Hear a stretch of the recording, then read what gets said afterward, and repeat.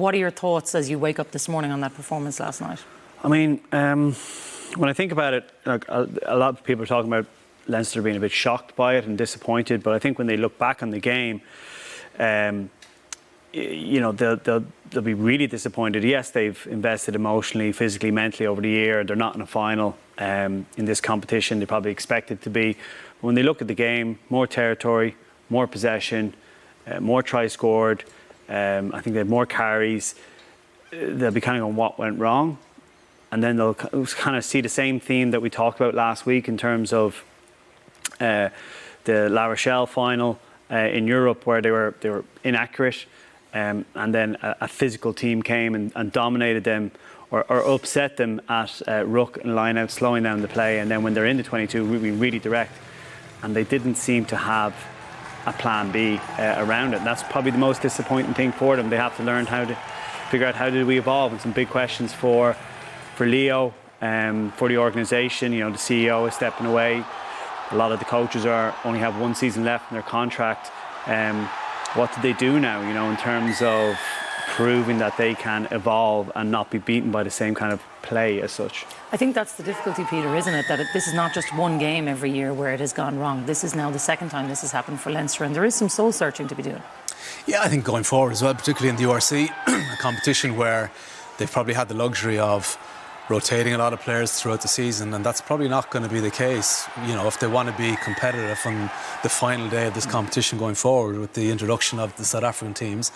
And I say the South African teams being at full strength is the key message. So, you know, how they react on the field, I think it's probably, you know, a lot of these young guys have got to step up to the plate, and their decision making on the field when they're behind in these big games, because they've had the luxury of going into a lot of these games where they've, you know, maybe a 20-30 point lead, and then you can bring guys on and it all looks rosy. It's how you deal with the big moments, the pressure moments when you're on the field against this tougher opposition, and have to try and come up with a plan B, like Jamie said, to try and claw your way back into the game, which, you know, it's a learning curve for them. It's probably a position that they find themselves in now that they haven't been in for a number of years. What are the patterns you're seeing then, Bernard, along these lines? Yeah, first of all, I think you have to give massive credit to the Bulls. Jake White knows how to win knockout rugby. They came here without any current Springboks, 6-day turnaround, and put in place a template to beat Leinster. I think when Leinster review this, they're going to look at selection. You know, so should they start at Johnny? I think if they start Johnny, they win. Okay, Hugo Keenan was rested. But a really interesting thing that probably I've picked up on around Leinster is lack of faith in their bench. So either they have data to show that don't use the bench and it just hasn't worked in 2 games, or there's a lack of faith there. So it's become a 23-man game. And if you look at someone like Joe McCarthy, who there's a lot of hype about, big, powerful young lock, exactly the type of player you need against the La Rochelle or a Bulls. He got 4 minutes against La Rochelle in the final. He got 5 minutes against Leicester and 4 minutes against Toulouse. Luke McGrath got 5 minutes against La Rochelle, 10 minutes last night. Cian Healy got 2 minutes last night. Sean Crone didn't come on. So it's a big ask for a pack or a team who are maybe underpowered physically to go 80. And you saw the Bulls, their front row did brilliantly, 60 minutes, bang. So that's something maybe they'll reanalyse. Again, maybe they're ahead of the curve and they've just been unlucky in those 2 games. But I think the fact they've played 60 players over the course of the season, yet they haven't been able to have 23 that they've had massive faith in is strange. You know? And look, that is the difficulty, Jamie, because I do think Leinster are going to be judged on silverware. That's how they want to be judged. And the fact that they've come up short in 2 competitions, what do they do now?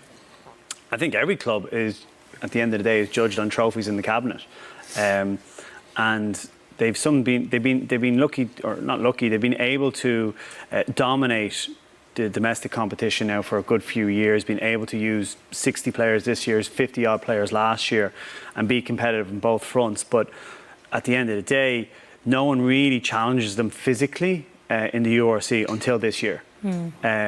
And you saw it again. What's mirrored in Europe over the last 4 years is that when they're against these sides that can dominate them physically, they don't get their way, they don't dominate the tempo of the game, or the kind of the script is flipped on them a little bit and they're behind in a game, or in this pressure cooker environment where they can't play this free-flowing rugby, or it's not sticking. Some days it just doesn't stick.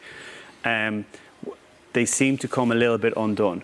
And the players have to take a good bit of responsibility about that. There's a cohort there that we'll take another really harsh lesson and figure out, okay, we have to learn how to win these types of games. It can't always be free-flowing rugby. But then the management as well have to take responsibility going, how are we going to evolve here? If you keep doing the same thing, teams will eventually figure you out. And that's sport. You got to like tweak it a little bit, and they haven't quite tweaked it yet. One thing on the challenge that they faced as well, Peter, I think, you know, even when we were on that very first day down in Munster, we were wondering what was going to be the South African challenge. I think the Bulls did bring it last night, and to be fair, this is exactly what the competition wanted. 100%. It's, look, last night you saw them compete in the line out. They competed in the air on those kick chases where, you know, they were aggressive for 80 minutes, and they were in Leinster's face, which Leinster haven't had that all, you know, for the last couple of years. So in terms of, you know, this physicality that these teams are going to bring to the competition is massive. Leinster's game flows on, you know, ball carrier with two cleaning out the ruck and filling the pitch with the rest of their attackers. Now they might have put 3 or 4 into a breakdown to clear those bigger bodies, and all of a sudden, you know, your structure has changed, the way of playing, you're narrowed up in attack. So there's got to be a tactical shift. There's got to be a little bit more of a kind of a game plan that comes in, a plan B, where they have that directive where if they need to put more into the breakdown, that the game plan changes. So there's a lot more thinking that has to come into play when you play against sides like the Bulls. Yeah.